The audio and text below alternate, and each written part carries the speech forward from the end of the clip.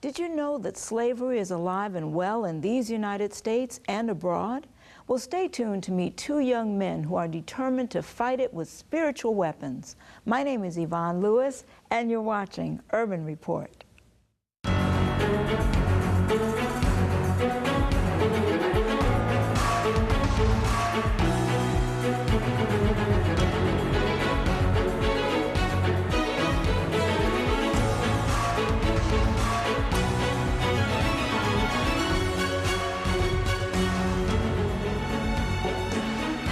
Welcome to Urban Report. Today's topic may be a bit sensitive for children to hear. Parental discretion is advised. My guests today are Alex Nicolaescu, how'd I do? Do good. And Levi Longoria, two laymen with a burden for intercessory ministry. They are the founders of Crying at the Gates Ministry, an organization of lay intercessors fighting sex trafficking. Welcome to Urban Report, my brothers. Thank you. Thank you for having us. Yeah, it's so good to have you. I had heard about you from our head of production here, Greg Morcone, and he said, oh, these two young men had this powerful testimony, and I said, man, I miss them, because I wish that you guys were here before, and I just wished I had you for Urban Report, because I always like to bring our viewers really powerful testimonies and show how our God has changed lives. And so I wanted to have you on, and so you were coming back, and so I'm so glad you're here. Thank you for having us. Yes, yes, yes. So tell us about Crying at the Gates Ministry. What is that? So, sorry, Alex. Yeah, Crying at the Gates is based off of Proverbs chapter 1. And we look at Proverbs chapter 1, where the very first piece of advice that Solomon is giving is that he knows that his son is going to confront people, as it says, you know, if sinners entice you, consent thou not. Walk not in the way with them. And he basically goes to description of how there's going to be a group of people that are basically going to say, let us all have one purse. Let us go after the innocent. Let us swallow them up as the grave, and whole as those that go down into the pit. You know, we shall fill our houses with spoil. It's basically profiting, you know, from the oppression of the poor. And Solomon says, don't walk in the way with them, because the nets that they spread are for themselves. And the traps that they set, they're going to fall into them themselves. And the following thing that is said right after that is that wisdom is walking through the streets. She's walking through the cities, the openings of the gates, and the chief places of concourse or of meeting, and she's crying, how long, you simple ones, will you continue in your simplicity?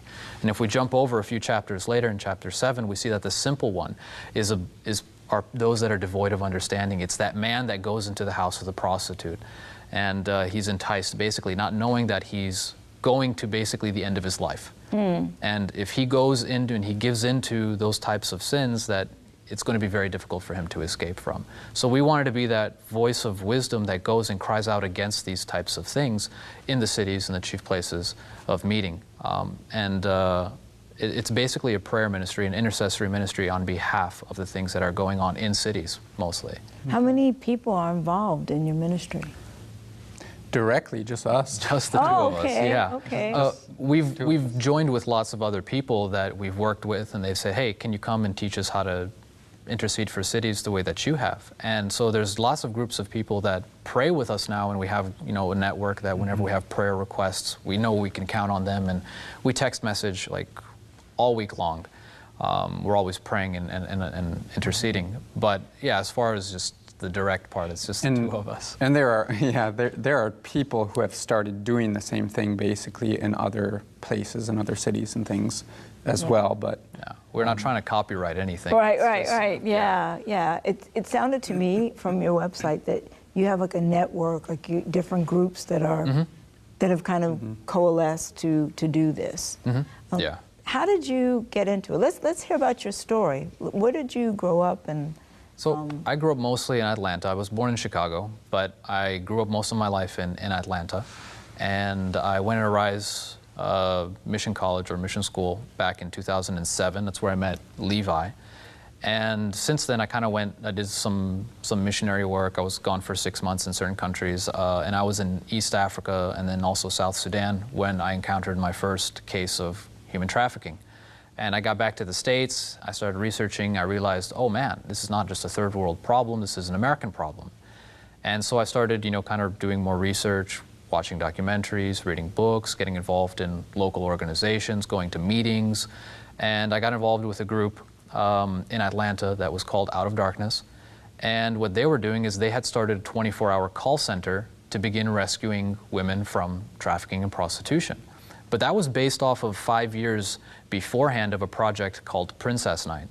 And what Princess Night did was it basically went to the streets in areas where they knew prostitution was happening, and they would minister to the prostitutes on the streets. They would take groups of girls and guys, and the guys would drive the vans, and they would be the ones praying and watching out and making sure, overlooking the safety of the girls, and the girls would go up and they would hand cards and roses and write in messages that, you're beautiful, you've got value. If you ever want to, get off the streets, we're here for you. And so about 5 years of doing that and praying, the first person decided that they're going to come off the streets, and they're kind of like, what do we do now? Mm-hmm. And so after 5 years? After 5 years. It took a while. But, obviously they weren't doing it every week. They were doing it every month. But, now that the Out of Darkness is running the 24-hour call center, they have people going every single Friday night to the streets to do that. But for the most part, it was monthly or bi-monthly for 5 years. And it took that long until the first person decided to say, okay, well, I've seen you enough times here, I'd like to get off. What are you going to do about it? And so it was born out of that need. But had they not been there, even caring about it, like who knows what would have happened. The organization never would have happened at all. And so what we did with Out of Darkness is we ran a 24-hour call center, and we worked with lots of organizations in Atlanta that did recovery programs. And so every single case is different. You have some girls that have children, or some that have drug addictions, or, every case is different. Not every recovery home handles that. So we had to broaden our network and work with more recovery homes, some that were even out of state, so that we could fill all of the needs. But beyond that, it was actually the numbers that were more of a problem, because the first year, we went from 5 years, 0, and then 1, to the first year of running the 24-hour call center, and it was 45. And then the second year of running the call center, I think it was about 115, and then almost double that the third year, well over 200. And so, you end up getting almost, 400, 500 within the first few years, and there's not enough recovery homes. Most recovery homes have just very few beds, between 3 and 15. And so, the need is there, but I think just most people aren't necessarily aware of it. So, how broad is this issue of human trafficking? Like, we don't. Recently, I had a husband and wife team on that wanted to go to Thailand to get trained to help rescue women and children from trafficking. And this is something that we don't really talk about that much in this country, but it's slavery, isn't it? Mm-hmm. It is slavery. So go ahead, continue with how you got into it. Yeah, it's slavery, and I think that the problem is that when we think of human trafficking, we think of what we've either seen very briefly, maybe on TV or, I don't know, some social networking where somebody is, gagged and thrown into the back of a van, and, right. But that's not the reality of it all. I mean, that's a very, very, very small portion of it. A majority of the girls that are ending up in the streets, even in kind of like small-time prostitution, are local girls from neighborhoods, a few miles away. And it's not just the poor. There's tons of people who get involved in it that are just have issues. And so the way that a pimp would generally do this is he'll go to the mall and he'll find girls or boys, and they'll see like an odd number, and he'll notice what their characteristics are and basically categorize them within 3 categories. Oh, she looks like the crazy one, she'll be the party girl. Or she looks like she's always looking through the windows, that's the materialistic one. Or that one, she's kind of like the third wheel, and so maybe that's the one with daddy issues. And so he kind of categorizes and he plays upon those weaknesses, and he tries to fill the role, and he'll go and manipulate whatever that girl is dealing with based on her vulnerabilities. And that's just kind of the basics of it. But in reality, it's more than just prostitution. I mean, it's an organized crime. It's children doing it to themselves within the schools. They're getting messages through music and through media. There's no need for a third party. I mean, they're doing it themselves. And then obviously you have it within organizations and cults and even, you know, high levels of government and things like that, there's always the demand for something. And, you know, sometimes the higher you go, the more illicit it has to be. Yeah. And so we deal with kind of the bottom level. We rarely deal with the higher levels of it. And that's the hidden part. So how do you get to that? And so we realized that the way that you can only deal with that is through spiritual means. And it took us a while to do that. It took me a while, you know, to realize that, because I'd always try to go through law enforcement and through legislation and working with government. And sure, that has its place. But there's places you can't reach, and things that even they themselves won't do, because there's certain law enforcement and there's certain government, people in government that are complicit in it. They're actually protecting those who do it. Right. And I'm not So speaking, we're talking about corruption? Yeah, I'm not speaking ill of government or cops, but I'm just Right. saying there's always portions within, you know, there's even divisions within all of those institutions. Right. So, Levi, what have you found as you've been involved in this ministry as far as human trafficking is concerned, and how ubiquitous it is everywhere? Like, how? Yeah. What have you found? Really, the whole thing was new to me. I was, taken back by everything. I basically started from scratch. When Alex invited me to go to Brazil, and I'm sure we'll get to that, but I knew literally nothing about it. I had never even looked into it before. So it's still, to me, things that I'm still learning, even just recently, stuff we were talking about, is just shocking, and it's really sad, all of it. But like Alex said, I do know that the way that we fight it is not on our own power.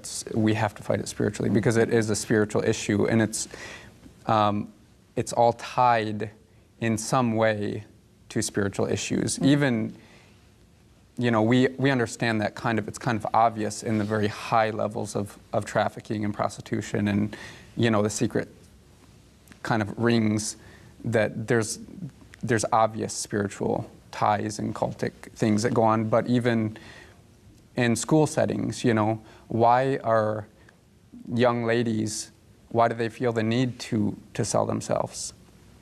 It's a spiritual issue, you see. And so it doesn't matter if it's just on a personal, local kind of scale, or a really deep, dark rabbit hole. It's all tied to the same things. What's your story? Like, where were you raised, and how did you get into this? So Alex was a missionary, and you saw something over in Africa and other places. What about you, Levi? Where were you, and what? Yeah, I was raised in Michigan, in an Adventist home, godly parents, amazing examples, that I grew up with, and in 2006, well, back up a little bit before that, when I was about 16, 17 years old, that's when I kind of gave my life to God, and I told him, whatever you want to do with my life, I know I'm still young, I want to find out what your plan A is, basically, for my life. Because I know so many young people, they just go off and do their own thing, and maybe they come back later, maybe they don't. And I said, God, I want you to do whatever you made me for, that's what I want to find out. And what led you to that point? Did something happen that made you decide, well, to do this? It was a really simple thing. Basically, and I won't go through the story, but basically, through very, very simple means, God showed me that He actually wanted to have a relationship with me personally, outside of my mom or my dad. Because, before growing up, you're kind of your father's son to God, so to speak, Right. And so it was really through simple means. Tell us. We have time. It was when that was, I think, my second to last year in high school. And I, at the time, was working a job that was like 5 hours a week. They weren't giving me anything, so I was always broke, which is still the case. It hasn't really changed. And I had a class once a week that I would go. I was homeschooled, and so I had a class once a week I'd go to outside of home to do some of the higher level, grade level stuff. And each week I would go, and I had a guitar student. I play guitar, I'm a musician, and so I would basically, I wasn't getting enough, I wasn't making enough at my job, and so I had a guitar student to kind of help me with, gas money or whatever. And one day she called me, and that's basically how I got to school every week, That's how tight it was. Wow. And one day she called me and she said, I'm not going to be able to do it. I got such and such going on, so we're going to have to drop the classes. And I said, how am I supposed to get to school now? And without skipping a beat, before the next class came, that next week, one of the girls from class called me and she said, hey, I don't have a ride anymore to school. Can you get me? And every week if you pick me up, I'll give you gas money to go to school. Wow. And a super simple thing, but it was very clear that God was providing for me, and it had nothing to do with my parents, didn't have anything to do with, it was just something that I needed between God and myself, and I hadn't told anybody about it. And so through the simplest thing, it really got me thinking, look, God He's real, He's personal, He actually is thinking about me independent from whoever else. Right. And that's when I decided, I want to find out if that's the case. You're going to have my life from right now, and I want to find out, what do you really want to do with my life? So kind of getting back to your original question, though, that was when I was 16, and when I was 18, my dad actually passed away. Suddenly, he had a heart attack, and that pushed me even farther, actually, toward God. Like I had told someone earlier today, when that kind of a situation happens, it basically pushes you this way or that. That's true. And it pushed me closer, more dependent on God, more focused on doing His work and His will for my life. And so the next year is when I felt called to go to Arise, and that's how I met Alex. Okay. And after that, I basically got involved in mission work and, lay Bible work and that kind of thing. So you guys both feel called to do what you're doing. This is not just something that you have an interest in. This is a calling for you, isn't it? Mm-hmm. Mm-hmm, definitely. Definitely it is. So back to you, Alex. So after you got involved with the Out of Darkness organization, then when did you decide to do Crying at the Gates, and how did that happen? So in 2013, we were working during the Super Bowl. And so during large events, not just the Super Bowl is not exclusive to it, it's just whenever you have large groupings of people, large events, people coming from all over the place, you always have a gathering also of an underground network that offers other types of entertainment and distraction. And so we had gathered together a group of people from Out of Darkness and a few other organizations, and we went about 20 of us to work during the Super Bowl, to kind of be on the streets, to be present, to go into places, to have some of the girls that we were working with to walk into some of the clubs that we knew were going to be running behind their front other things. And so we weren't ignorant of the fact, and we didn't act like as if we were ignorant to the fact. We walked straight into the clubs and we said, hey, listen, we know some of these girls during this weekend are going to be going through tremendous amounts of stress. Is there any way that we can just give them some care packages, let them know that we care for them? And you'll be surprised that a lot of the, the bouncers and some of the owners were kind of like, yes, please do, help the girls out. And so while it is, financial economic at some level, there are people who honestly care, even within that network. Not everybody is, sometimes you get to the point where people are just trying to make ends meet, and surely you have that. We also confronted other types where it was obviously more notorious than that, more sinister than that. We had to go through back pages in Craigslist to kind of track interstate trafficking. We knew what keywords to look for and things like that, because a lot of stuff happens on the web. It can't happen visibly because it gets tracked and people don't want trouble. And so we did that. We made some phone calls to some of the advertisements and things like that, and we said, hey, listen, if you want to get out of this, we'll get you out of this. And so we were working during that time, and I just felt like this huge spirit of oppression the entire time. And we were always up late. We were in bad situations in shady parts of town, and There were people that were partying and drunk in the streets and vomiting and getting into fights, and it was kind of like a pre-party, and tons of stuff was going on, but it was just, the atmosphere itself was really heavy. And I thought to myself, man, this is going to be happening on a larger scale the following year in 2014 with FIFA.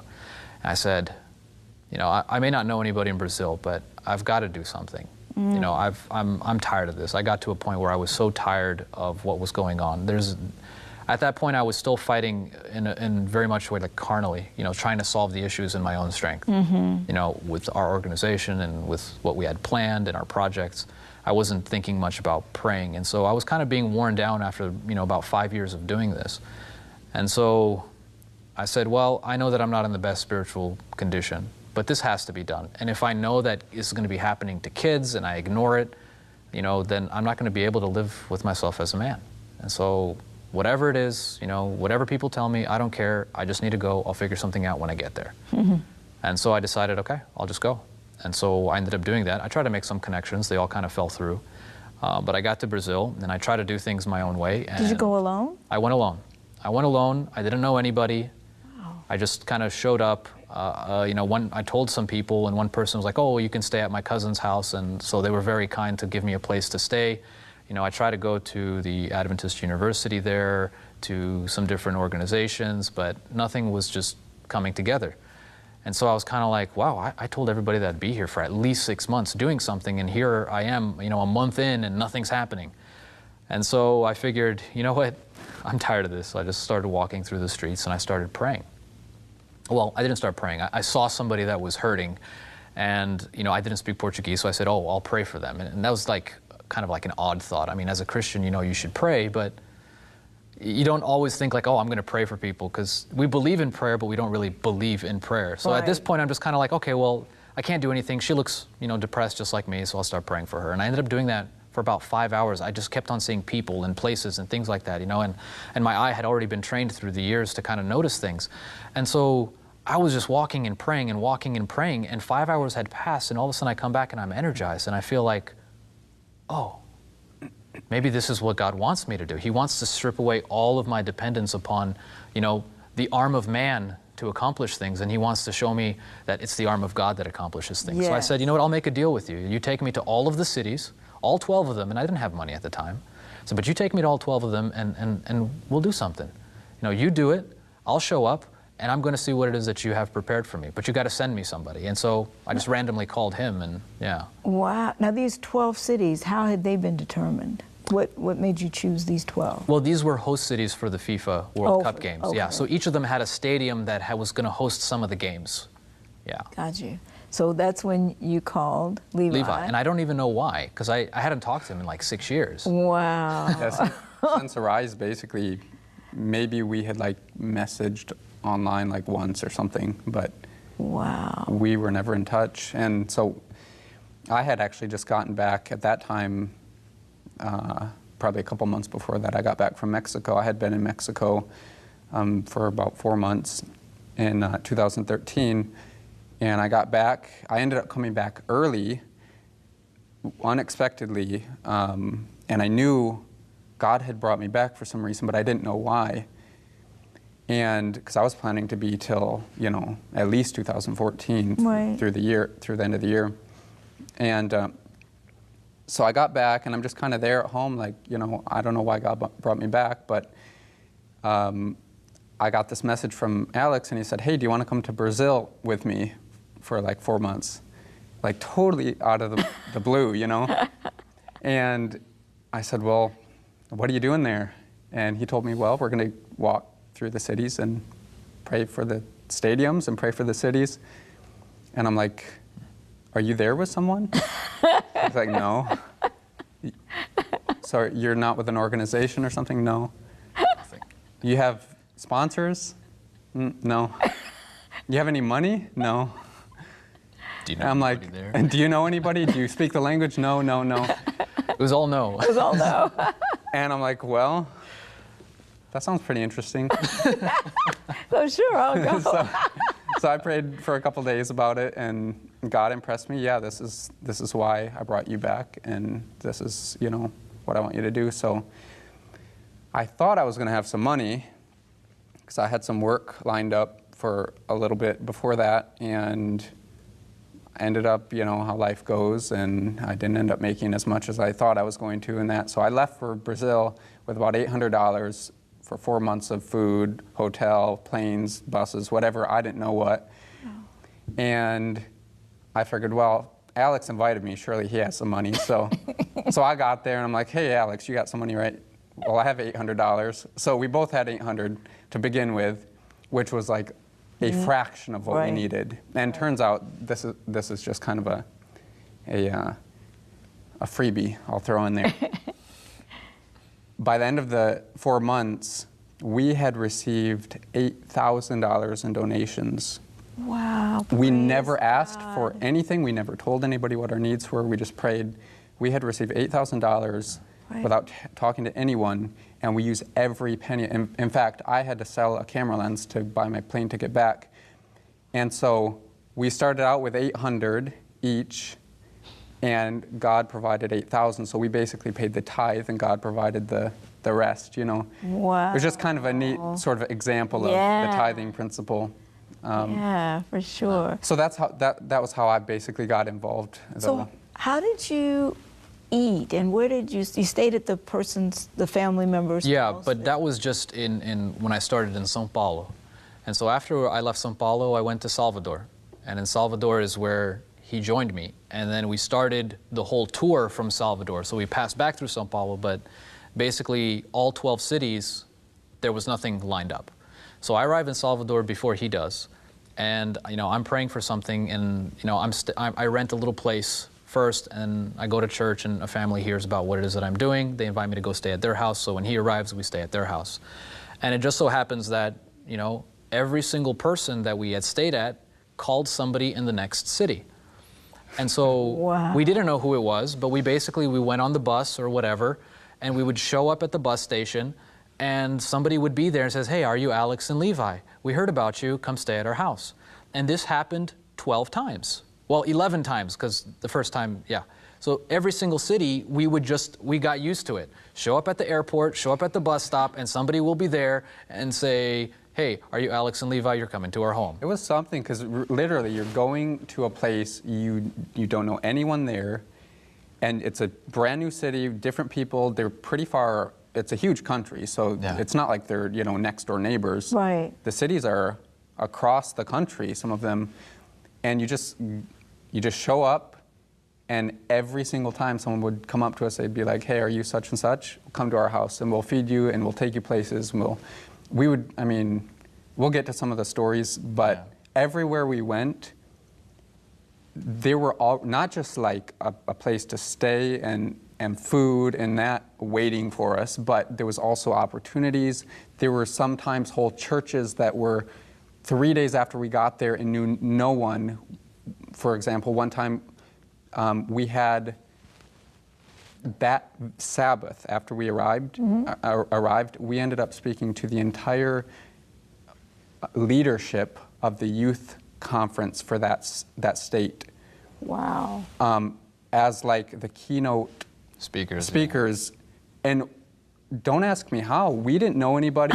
we never met the people in charge before we got there. You were keynote speakers. We were getting dragged places. Like I have no idea. You know, we'd get to somebody who says, "Oh, you're going to be speaking in front of like 200 like youth leaders." We ended up going to the general in conference Portuguese, mind you, in Brazil. Oh, goodness. You know, and so. You know, so we also needed the gift of tongues. And it happened. And this is 2 months in. This is 2 months in, and they're having us basically present to, you know, groups of leadership in Portuguese. And, you know, we're kind of like, well, we don't really speak Portuguese. We're learning it. But, you know, stuff would come out, like Portuguese, Spanish, a little bit of English. And then as soon as you get used to it, all of a sudden, like by the end of the time we were there, we were fluent. We were going to the associations, like the Adventist associations. We were doing the devotionals for all the pastors, for the conference leaders, for these kinds of things. Like they were putting us two young people to basically pray with and do devotionals and leadership trainings for people, you know, more experienced than twice our age. Yeah. and in positions that, there were actual positions, not like ours where we were just kind of like we were walking nobodies. around. We're nobodies. We're not even recognized. The thing really to think about, though, with all of this isn't, because obviously none of it had to do with us and who we are and how whatever we are. It all had to do with the fact that God was going in front of us. He was the one doing it. Literally, Yes. we were running to keep up with him. And to both of us, this is really what got our attention to say, when a ministry or a work is based on prayer as the first thing, this is the way that it goes. This is the way it works. Yeah. Because then God is the one doing it, and you're following what he's doing instead of trying to make it work the other way around. Absolutely. And the thing is that it wasn't just Adventist churches that were doing this. It was the secular powers as well.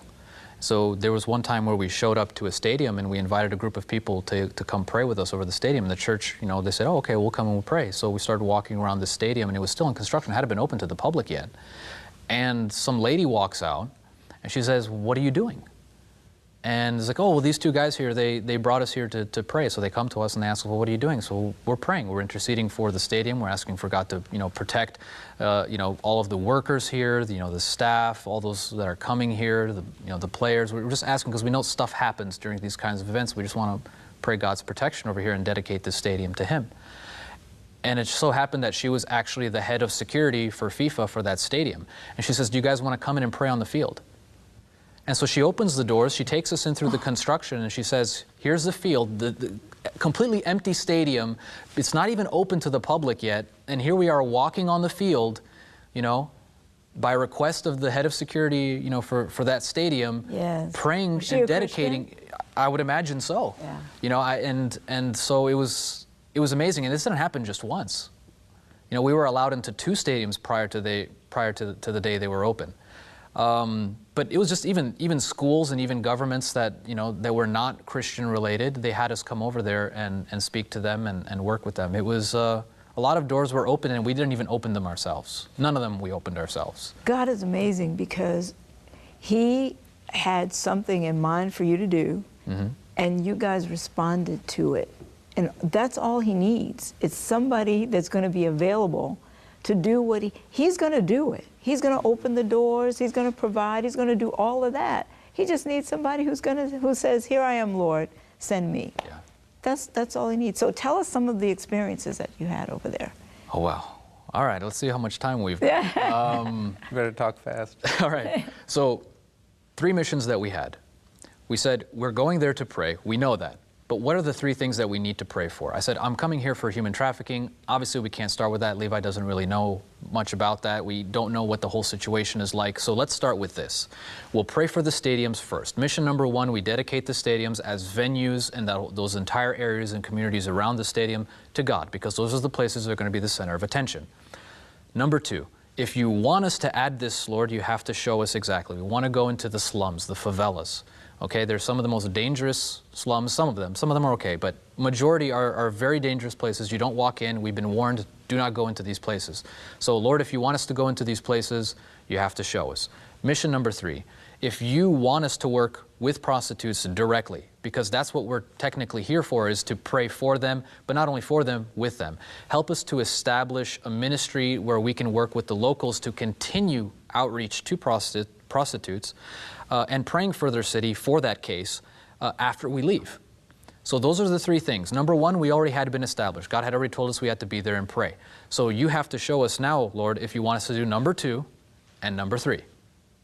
And that's basically what we're going to tell you, is how number 2 and number 3 were answered. So do you want to go with number 2, or do you want me to go number 2? Well, I want to tell number 1 really quick. Go for it. Okay. with the stadiums? Actually, just praying for people, for the prostitutes on the streets. What city was it? The girl that we met under the bridge. Recife. Recife. Yeah. So the first direct encounter that we had with a person on the streets was when we were with a man from that city. He was kind of taking us around, showing us different places around the city, and he was one of the guys from the church, good guy, Christian guy, and basically he would go and he would pick one person a day he tried to pick to pray with them or for them throughout the day. And so we were driving along on the highway there, and we saw on the side of the highway under a bridge, there was a lady walking on, back and forth on the side of the road there. And he said, there's one of the prostitutes from this, area, and do you guys want to stop and pray for her? And it's the day, it's the middle of the day. We're not like, normally you wouldn't do that, especially at night, Right. just because it doesn't look right if you don't have at least some ladies with you or whatnot. But it was middle of the day, like,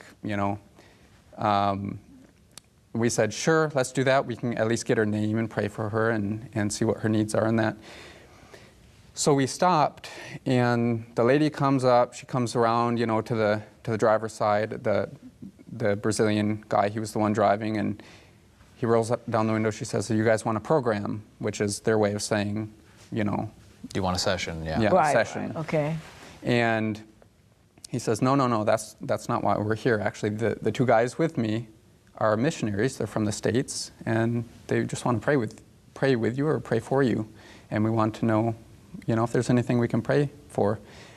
And she went from being a strictly business, like lady on the street to Right. being she was a totally different person in an instant. In what way? Her whole countenance changed, her face changed. She became friendly and warm, and she got excited, and she said, "Wow, you guys really, you just want to pray for me?" And he said, "Yeah, what's your, what do you need? What can we pray for?" And she started to tell us her story, and she said, "I study the Bible, and I love God, and I want to be baptized, and I've been studying the Bible with a church for a while, but I don't have a job, I don't have a husband, I have 2 kids, I don't know what to do to support them, and I feel stuck in this situation, I don't know what else to do." And she said, "But the church that I go to, I've been doing Bible studies, and it's the Seventh-day Adventist Church. Do you guys know what that is?" Oh. And we said, "No What? kidding, really." God sent you directly to her. The first person that we met was was studying to become a Seventh-day Adventist. She was worried. She was worried that the church wouldn't accept her if they knew what it was that she was doing. And so, in essence, she was an answer to our prayer in that we knew that God was like saying, "Yes, I want you to pray for prostitutes and with them. So go ahead and start, going towards project number 3." But the other thing was that it was an answer to her prayer, because now she knew that there were people within the church that were looking for her. She wasn't going to be discriminated against. She wasn't going to be cast out or judged. Obviously, there's always people who do that, but there's also people who are looking for her. And as long as she has that confidence that there are people saying, "Hey, listen, there's people in this church that are actually searching for me." And that's kind of, that gave her a comfort. And our friend, his wife was a social worker. And so they connected her, and they found her work, and it wasn't a city that was too far away. And so it was a real answer to prayer on all sides.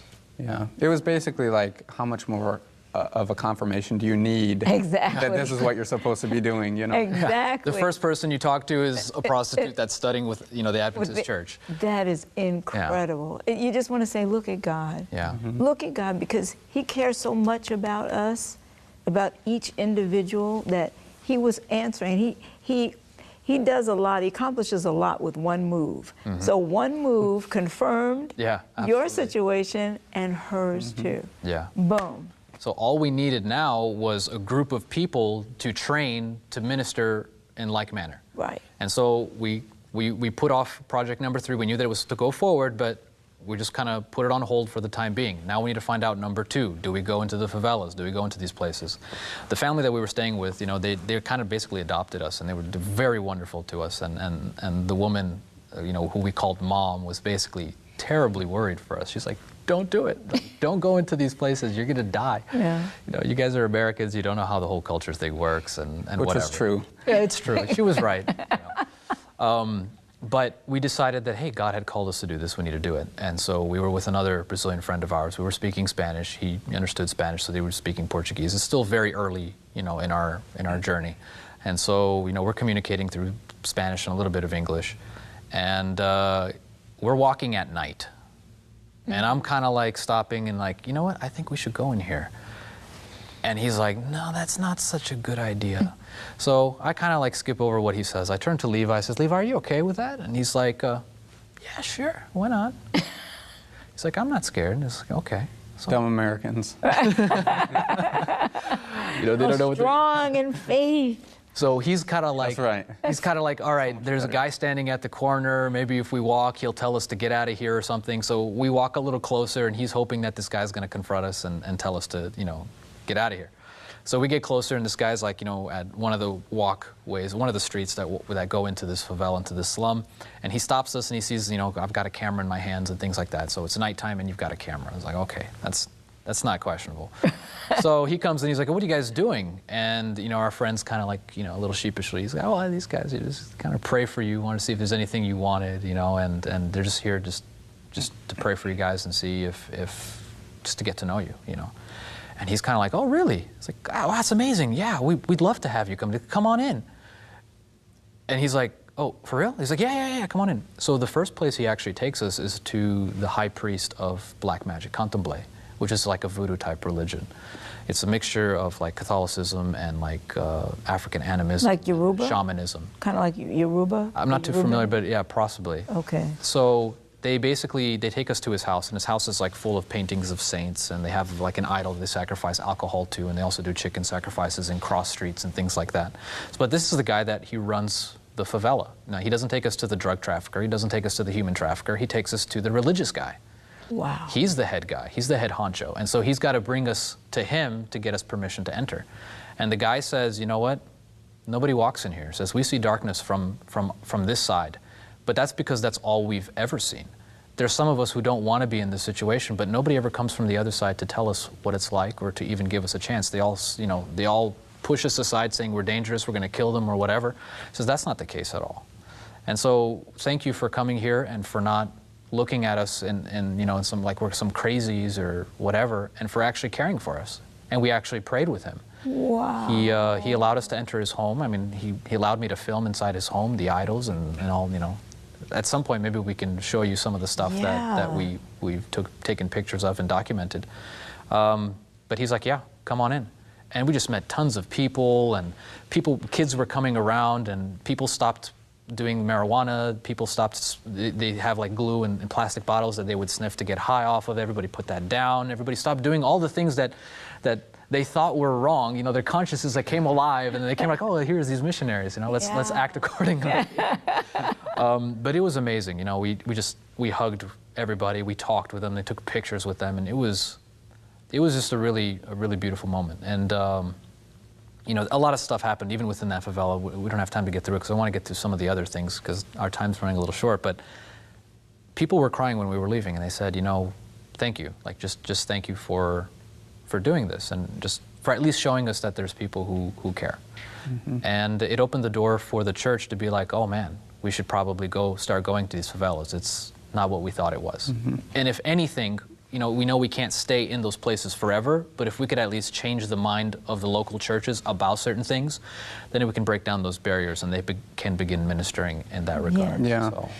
And something, just an interesting point on that story is like when we were actually leaving, Alex was behind, and of course he had the camera, you know, and these two young guys came up behind him, and the guy we went with and the older gentleman who had kind of let us in, they were up front, I was behind them, Alex was way in the back. And these two young guys came up behind Alex, and I mean, don't ask how, I mean, we know how, but the man who had let us in, it was like he had eyes in the back of his head. He turned around at that exact moment, and he told them in Portuguese, he said, they're with me, get out of here, and the guys took off like they saw a ghost. Rob you so they were, so I was by myself because I was trying to film, you know, and it was kind of like an old camera, and so I had to hold it really steady because it was dark, it was nighttime, you know, we had very little lighting, and so they were kind of walking ahead, and they got very far away, and I felt these two guys coming behind me, and you know, I've been on the streets, and you know, I'm not like a crazy tough guy, but I've trained, I've done martial arts, so I'm like, I'm pretty sure I can take these guys, you know? And so I'm waiting for them to come up on me, and I'm like, all right, let's see what we got. But you know, it's kind of like I'm trying to get in God's way again. Right. And you know, the impossible shout, like from a distance, like how does he even notice? Like there's no, he's engrossed in conversation, he's far away, he turns around, he puts out his hand and says, no, he's with me. And these guys, like they've seen a ghost or the devil himself, they just basically like, just run. I mean, just like in fear. And I'm kind of wondering, okay, I get it. You know, it's kind of like, Alex, I got this, you know, like this, don't worry about it. Yeah. And it was like that the entire time through. He was trying to just basically beat it into my head that he's got this. Yeah. There were actually multiple stories. I wish we had, you know, more time where we could tell them, but there were multiple stories very similar to that. People who tried to rob us, we ended up, you know, witnessing Tell for us them, one. praying for them. Tell us one. You do mine else? I'll tell that, yeah. Okay. One of the stadiums that we were walking around with a friend, excuse me, I got a frog stuck in there. One of the stadiums we were walking around, praying around with a friend there, one lap around, this guy came with, the way they do it in Brazil, sometimes they have a gun, sometimes they don't, but they'll put their hand in their shirt as if they have one and you don't know. So they'll come up to you that way basically to say, give me what you got, you know, otherwise you'll find out if I have a gun or not. Right. And so a guy came up to us with his hand in his shirt, and of course we didn't really understand, you know, that aspect well, of he it. wasn't facing, I was facing that direction, but our friend, me and our friend Andre, he was facing that direction. I kind of like was like, oh, well, whatever.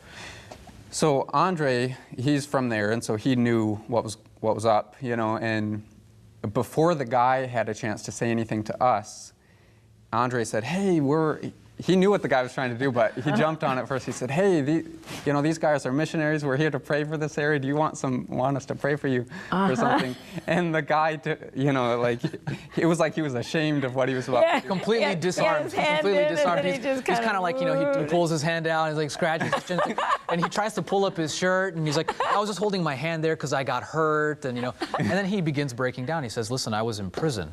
You know, so I just got out of prison. And he says, I just saw you guys. Yeah, he said he had been in prison for eight years, right? Something like that, yeah. And he had gotten out. He told us he had memorized like parts of the Bible in there and quoted some scriptures to us. And a little broken, but it was working, yeah. And so we got to pray with him, we got to talk to him and get to know him some. We even invited him to lunch. He didn't come for. Yeah, well, I mean, probably. We offered him some clothes and some things, and we asked him to come to lunch with us, and he said, no, I'll just, you know, if you just mind getting me a taxi, I'll go back. And I think he was just ashamed. Like he felt that that he was going to do something wrong and he got caught. Right. And you know, it just put him to thought. And you heaped coals of fire on his head by being kind to him and loving him and saying you would pray for him, and I'm sure he just felt very embarrassed. His name is actually in this book, and I didn't find out what page. So this book, I actually decided to do this on my way to Brazil, and I said, you know what? Because I went to Brazil, I found out things aren't working. I decided to do a prayer ministry. I came back for about a week or two, and then I went back to Brazil. And so when I came back, I got this book, and I said, now that I know that God wants me to do prayer ministry, I want to make sure that I write everybody's name down that I meet, because I don't know if I'm going to get to minister to them for the long term, but at the very least, if I have their name, I can remember them in prayer, even if I don't remember what they look like or what their situation is, God knows. And so that guy's name is in here, some witches' names are in here, some drug traffickers, human traffickers, prostitutes, probably around 400 names of people from Brazil, more than 200 from people on the streets of Brazil.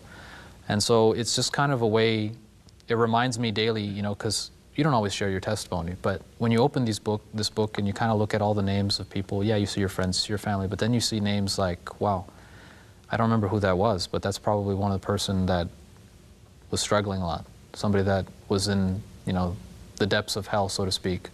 And the prayer that Levi and I have for him are probably the only rays of light that he's getting where he's at. And so we do this because we want people, you know, we want Satan's hold to be loosened on people. We want them to have access. We want. So do you pray over this book every day? There's times where I go through the pages and I read the names individual and all of the messages, and there's times where I kind of like just read the names quickly and then I'll pray in general, and there's times where I make excuses. I'm so tired. It's like, Lord, just pray for the book. Put my hand on the book and like everybody in there. So I've gone through it. I've gone through it a few times, but yeah, it's something that I'm learning to do on a more consistent basis. It was at the very least getting me to try to focus more on praying for people, because I knew that God wanted me to be an intercessor. Did I always intercede for it? No, I didn't. Do I wish that I did? Absolutely. And I'm still learning to be more consistent in it. And the more names I write, the more guilty I feel if I ignore it. Yeah, So, yeah. What would you say, because we have about 7 minutes left, what would you say was your most profound experience together over there? Wow, it's really hard to pick, I think, one. I would say Fortaleza, though. Everything that happened there. Yeah, I was going to say that's probably the one story I'd want to share. Tell us. There was the fourth city that we went to was a different kind of deal than the rest of them. As soon as we arrived there, as soon as we stepped off the bus, we both felt it. We even said it like, it was like heavy, oppressive spiritual atmosphere there. And which that city is actually, I think, the worst for child It's the worst trafficking. for child sex tourism in South America and the second in the world. Yeah. You don't want to say... Fortaleza. Fortaleza. Yeah. Okay. So it was just weird. It was different, when we got there. And so we were staying with a family, a pastor and his wife, while we were there. And they were great people, really great people. They helped us a lot. They did, they gave us a place to stay and food and just good people. But it was different with them than with some of the other people we had kind of stayed with and met, where they were doing good things in their church, great things. God was using them, but somehow they just didn't see necessarily what we were doing, what the point was of reaching out to prostitutes, going and praying around the city and that. And they said, those things are good, but what are you going to do if someone says, yes, I want to come off the street? You don't have infrastructure for that, and so on and so forth. And we said, well, the first thing you have to do is you have to make relationships before, you can't set something up if there's no need, right? So you make the relationships and you create the need, and then God can, that's the way it worked in Atlanta. God brought the other things later. But it was just kind of like that. We didn't really feel like we got anywhere there, except the very last night that we were there. We were going to leave early the next morning.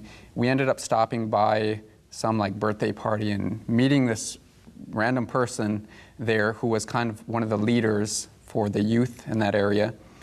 And he seemed kind of interested in the project, and we explained it to him, Alex did. And we left the next day. And we had gone, while we were there, both of us had walked around the city with a group of young people from a previous city that came to join us, because there was no one there basically joining, except for one girl there had joined us going around the stadium and praying and that. And we had talked to that one guy the night before we left. And then we left, and that was kind of it. A couple weeks later, Alex got a phone call from the girl who had walked around the stadium in that city with us. And she said, we went out, after you guys left, we actually went out and did the project where we basically wrote little handwritten notes and took a card and a flower out to ladies on the street. Nice. And we prayed with them and asked them what their needs were and gave them a phone number to call if they needed some help with something. And she said, we got a phone call today from a lady that we met that night. We went out a few weeks ago. She said, the lady said, I'm calling because I met you on the street a couple weeks ago. I don't know if you remember me, but I was one of the ladies on the street that you came and you prayed with that night a couple weeks ago. And she said, that was my first night in prostitution, ever in her life. And she said, before my first customer came, you guys came. Yeah. And I knew, when you left, I knew that God didn't want me in this life, and I left too, before my first customer. Wow. And she said, but I have kids, just like the other story we talked about earlier. She said, I have kids, I don't have a husband, I don't know how to support them. This is all I knew how to do because I'm desperate. Can you guys help me? And they gave her work, actually working for the members of the church that didn't understand why we would even do a project like this. That There's church, no recovery program, and here they are Right. preventing somebody from. and now that Right. very church became the recovery program for this lady Oh, who that- left the street. The first, Yeah. remember, Alex said they had prayed for 5 years in Atlanta before the first one left. This was the first night that they went out, and a lady left, and now she's working for the people of that church, cleaning their homes. So this city was a real battleground. I mean, this is the last story there. But while we were there, we basically, I mean, there was a Satanist that came in. He was part of really high-level secret societies. His whole family were part of secret societies. They were all part of the Satanic Church. And he came, and somehow he was miraculously converted in a very short amount of time in the church that we were working at. He came and talked to you? He came, and he came because there were some situations in his life. He was trying to get back to a certain town. He came into that church, I guess he thought randomly, but God had a plan for him. Right. He listened to what the pastor and the Bible worker were talking about. He realized that, oh man, this is a message that I never heard from a Christian before. He was impressed. He said, you know what, I need to get baptized right now. The pastor comes quickly back to us saying, I told you we're doing great things. This guy just came in 3 days, wants to get baptized, but he said he wants to meet with you. And so we go and we meet with him, and he tells us that, hey, listen, I've got a message for you. I know why you're here. They don't know why you're here. They talk about great controversy. They seem to understand it theoretically, but they don't understand it the way that I believe that you do. And I'm like, who's this guy? He's never met us before. And, you know, he says, I can't tell you everything that I want to tell you right now, but just I have to wait until Sabbath. I'm going to get baptized, and then I can tell you. So Sabbath comes, he gets baptized. He gives us this entire, like, ridiculously long dialogue on spiritual warfare, on the ways that Satan is trying to destroy us. We start taking it seriously. We get together and we start praying.